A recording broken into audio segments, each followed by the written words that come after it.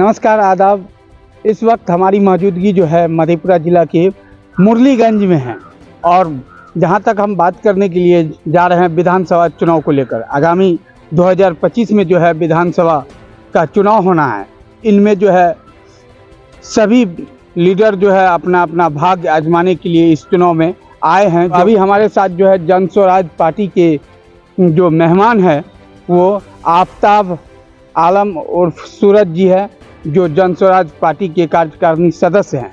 हम उनसे जानने की कोशिश करेंगे कि बिहार में विधानसभा चुनाव है, इनकी जन स्वराज पार्टी की ओर से क्या तैयारी चल रही है। सर, पहले तो हमारे चैनल में सर आपका स्वागत है। बहुत बहुत स्वागत, बहुत बहुत शुक्रिया। जी सर, क्या तैयारी चल रही है आपकी पार्टी की ओर? देखिए, तैयारी तो निरंतर चल रही है। आप देखेंगे कि 2 अक्टूबर को जब हमारे पार्टी का गठन हुआ और गठन से पहले 1 साल तक हम प्रशांत किशोर जी ने पदयात्राएं की और पदयात्रा भी ऐसे जगह से किया रूरल एरिया में जहां आज तक कोई विधायक, कोई सांसद उस गली से ना गुजरा होगा। वहां से प्रशांत जी ने लोगों को जगाया, डोर टू डोर देखे, डोर टू डोर कैंपेन, वो भी रूरल एरिया में। और वैसे एरिया में, ऐसा नहीं कि रूरल एरिया में बहुत ही मेट्रो एरिया में गए, वो रिमोट एरिया में जा करके उन्होंने लोगों को जगाया, पदयात्राएं की, लोग उसमें शामिल हुए। इस बार जो है चुनाव होना है, 243 सीट पे जो है चुनाव लड़ाया जाएगा। तो क्या प्रशांत किशोर की पार्टी जो है 243 सीट पे चुनाव लड़ेगी? डेफिनेटली पूरी मुस्तैदी और पूरी मजबूती के साथ चुनाव 243 सीट पर लड़ेंगे, पूरे बिहार विधानसभा का, हर एक विधानसभा।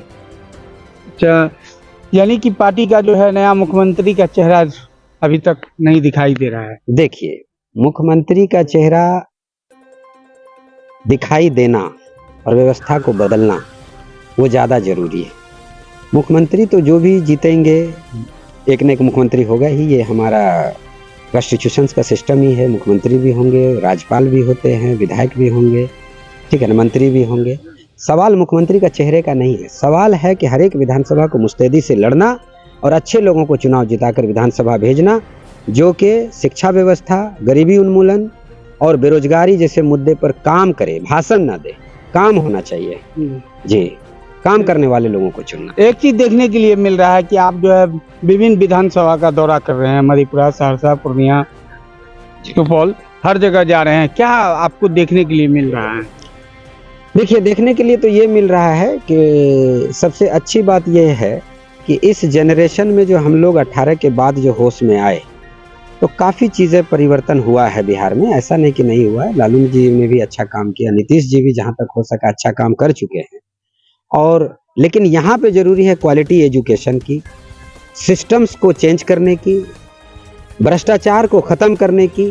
जो सबसे ज़्यादा लोग आज तबाह है वो भ्रष्टाचार से और बेरोजगारी से तबाह सबसे ज़्यादा। देखिए, रोजगार मिलना अलग चीज़ है, लेकिन मेरा जहां तक मुद्दा है, मैं प्रशांत किशोर जी की पार्टी के तौर पर भी बोल सकता हूं और एक आम आदमी इंसान के नाते भी बोल सकता हूं। जो हम ब्लॉक, थाने या कहीं भी किसी सरकारी कार्यालय में जा रहे हैं, तो वो जो अंडर द टेबल का काम है, वो जो करप्शन है, वो खत्म होना चाहिए और उस पर काम करना चाहिए। और उसके लिए हम पब्लिक को ही जागना पड़ेगा, उसमें सरकार का कहीं रोल नहीं।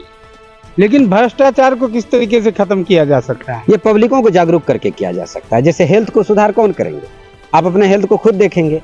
उसी तरह भ्रष्टाचार को खत्म कौन करेंगे? आप और हम मिलकर करेंगे। हाँ, ये है कि मीडिया एक चौथा स्तंभ है, उसका रोल बहुत ज्यादा होता है।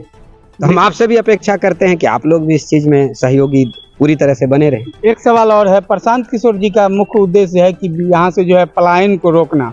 तो पलायन को कैसे रोका जाएगा जब तक बिहार में जो है बड़ी बड़ी फैक्ट्रियां नहीं आएगी? देखिए, बिहार में बड़ी फैक्ट्रियां आएंगी।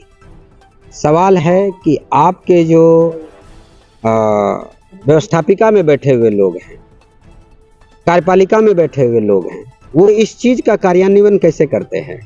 आप किसी फंडिंग एजेंसी को अगर आप पकड़ते हैं, किसी फैक्ट्री के किसी धनाढ़ी लोगों को पकड़ते हैं, उद्योगपतियों को पकड़ते हैं, उसको सारी फैसिलिटीज़ देते हैं, सारी सुरक्षा व्यवस्था करके देते हैं, तो डेफिनेटली वो फैक्ट्री यहाँ लगाएंगे। इस पर काम नहीं हो रहा है, इस पर काम होना चाहिए। तेजस्वी जी का एक वादा सबसे ज़्यादा अभी देखने के लिए मिल रहा है, माँ बहन मान योजना। उनमें 2500 रुपया वो देने का घोषणा किए हैं। 2000 बिजली बिल जो है वो मुफ्त करेंगे और इसके बाद जो सिलेंडर अभी 1200 में मिल रहा है वो 500 में मिलेंगे, तो आखिर इतना पैसा लाएंगे कहाँ से? सवाल एक सबसे बड़ा ये उठ रहा है, इतना पैसा देखिए आएगा इतना कहाँ से? पैसा कहाँ से आएगा, सवाल ये भी नहीं है। सवाल ये है कि तेजस्वी जी विपक्ष के नेता हैं बिहार विधानसभा के, और पूर्व मुख्यमंत्री भी रह चुके, उप मुख्यमंत्री भी रह चुके हैं। उनको भी एक अपना तजुर्बा है काम करने का, और ऐसा नहीं कि हम लोग किसी विरोध की राजनीति कर रहे हैं, हम लोग व्यवस्था परिवर्तन की राजनीति कर रहे हैं। वो क्या देना चाहते हैं, क्या नहीं देना चाहते हैं, ये उनका मामला है। और वो अगर कह रहे हैं कि हम इस चीज़ को करके बिहार को समृद्ध बना सकते हैं, तो मुझे नहीं लगता कि ये फिजिबल है सिर्फ इतना कह देना। सबसे ज़्यादा ज़रूरी है पलायन को रोकना, शिक्षा व्यवस्था में सुधार होना, भ्रष्टाचार को रोकना। आप एक बात बताइए, आज अगर राशन कार्ड बनाने में कोई 2000 का रिश्वत दे रहा हो, शौचालय में 2000 का रिश्वत दे रहा हो, और कोई गैस कनेक्शन लेने में पैसे लगा रहा हो, रसीद जमीन का रसीद कटाने जा रहे हैं उसमें पैसा लग रहा हो, FIR कराने में पैसा लग रहा हो, तो ये बताइए कि 2500 रुपये माँ बहन योजना वाला पैसा देना ज़्यादा अच्छा है या इसको रोकना ज़्यादा अच्छा है? तो मुझे लगता है कि भ्रष्टाचार को रोकना ज़्यादा अच्छा है, क्योंकि आम पब्लिक सफ़र कर रहा है सबसे ज़्यादा ब्लॉक और थाने में। सबसे ज़्यादा सारा काम वहीं से होता है, सारी योजनाओं का जो है वितरण वहीं से होता है, और सारी योजनाओं का वितरण जब वहीं है तो भ्रष्टाचार की जननी भी वहीं है। काम वहीं करने की ज़रूरत है, हर एक पंचायत लेवल पे, प्रखंड लेवल पे काम करने की ज़रूरत है, जहां भ्रष्टाचार उन्मूलन हो और व्यवस्था परिवर्तन हो, और ईमानदार ऑफिसर्स को सराहनीय काम के लिए प्रोत्साहित भी करने की ज़रूरत है।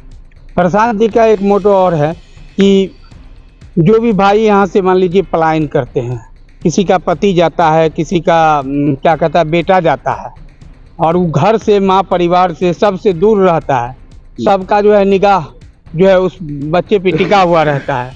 अगर सारी फैक्ट्रियां अगर अपने बिहार में ही हो जाएगा तो लोगों को पलायन से तो जरूर छुटकारा मिलेगा। देखिए सारी फैक्ट्रियां बिहार में अगर हो जाएंगी, सारी फैक्ट्रियां तो नहीं हो सकती, कुछ कुछ फैक्ट्रियां अगर हो जाए और कुछ लोगों को फैक्ट्रियों के माध्यम से रोजगार मिल जाए, कुछ को गवर्नमेंट डिपार्टमेंट में रोजगार मिल जाए, और कुछ जो है, मतलब ये कहने का सेंस है, काफ़ी कुछ बातें हैं आपको बताने के लिए मुझे।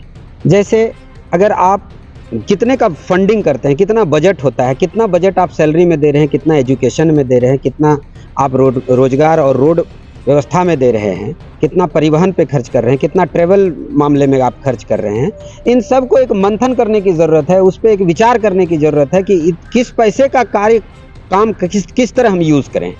सवाल है कि बिहार सरकार का पैसा हो या किसी अन्य गवर्नमेंट का पैसा हो, उसको सही तरह से यूज़ अगर ना करना जानते हो तो आप लाख अमीर बन जाएं। अगर फंडिंग को यूज़ करना नहीं जानते हैं तो फिर वो पैसे आपके पास रहेंगे नहीं, आपको हमेशा दरिद्री लगी रहेगी।